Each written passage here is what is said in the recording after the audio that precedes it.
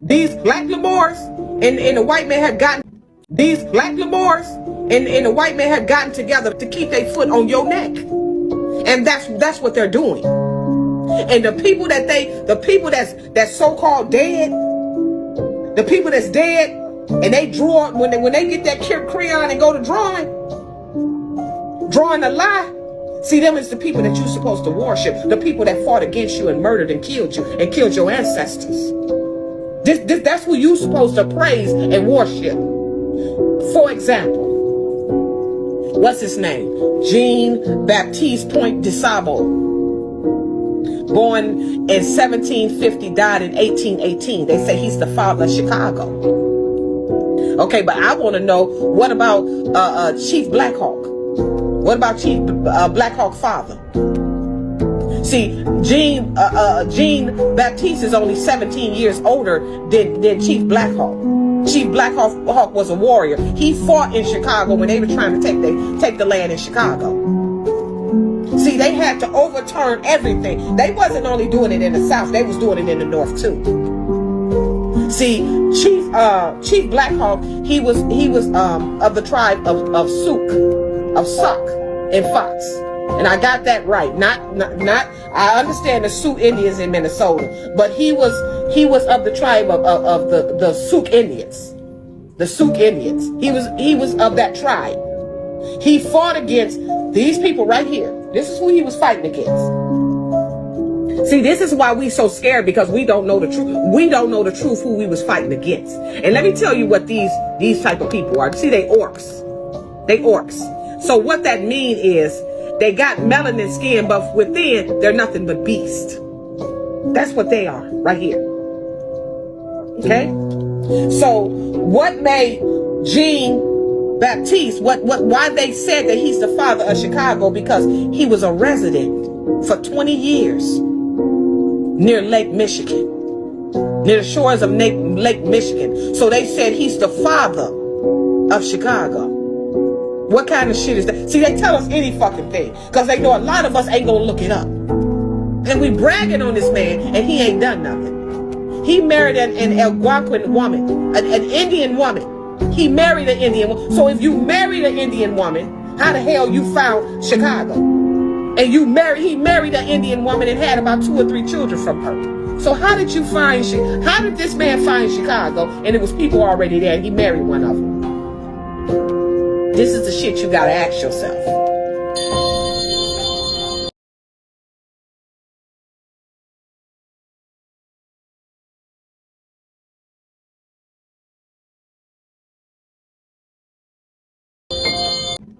Do you remember when Prince Harry, I'm gonna say it like it is, Prince Harry, and he married this woman, I don't know her name, Markovich, I don't know her, I really don't know her name because I don't follow him like that. When they married, and you saw, let me show you something, because I want you to get an understanding on what I'm saying. And you saw this brooch, and they said this woman was trying to be racist because she wore that brooch. See, that's not of a slave. That's not a slave. That's of royalty. Those are the leaders of Europe. Those are, this right here is who in charge, and they pay homage to them. See, if you go in Europe, this is what you're going to see. This is what you're going to see in Europe. She wasn't trying to be racist at all. She wasn't. It wasn't even about being racist. They pay homage to the black nobility. The reason why is because that's why they got their wealth. And see, it's for us to not understand who's really in charge of it. See, we keep our eye on this white man and this white woman. We keep our eye on them. And a lot of white people don't know what the hell is going on. They don't understand it. A lot of them do, but some of them really don't understand what's going on. Just like we didn't understand. See, look at the melanated man. Look at the melanated man. And then look at the white man in back of him. Who it look like in charge? Look at the melanated woman, little girl standing up. But then look at the little boy bowing down on his knees. Little white boy. See? That's who in charge. That's who was in charge.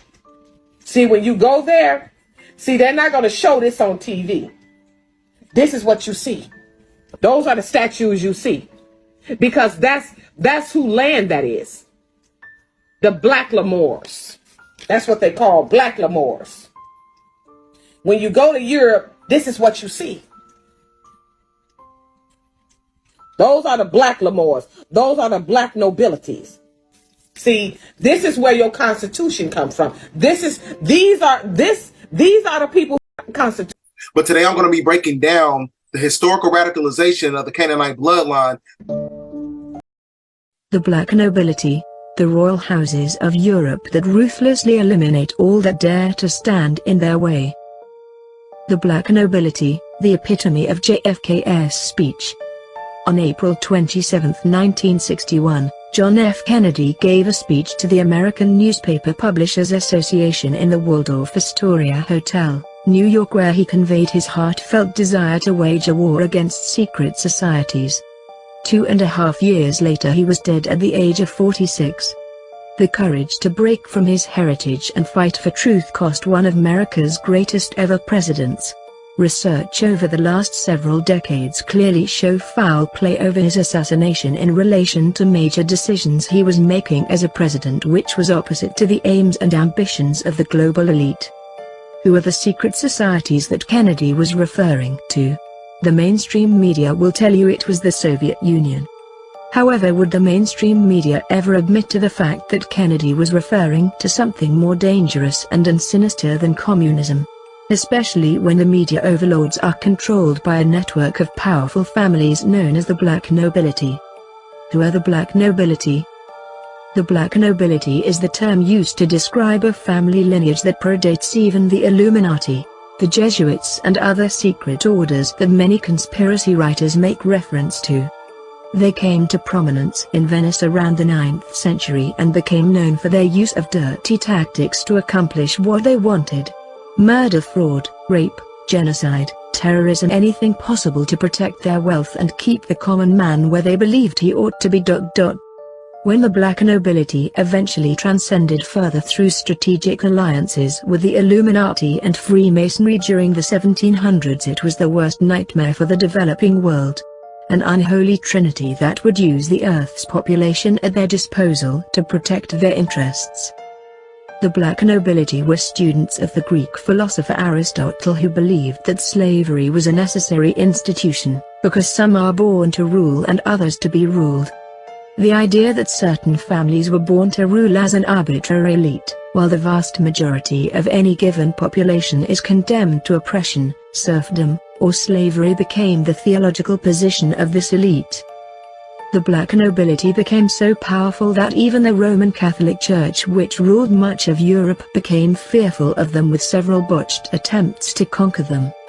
The irony of the matter is that when the papacy's iron rule came to an end in 1870, it was the Black nobility who were there to act as the comrades of the Pope in helping to negotiate the terms of the Vatican's future existence under Benito Mussolini.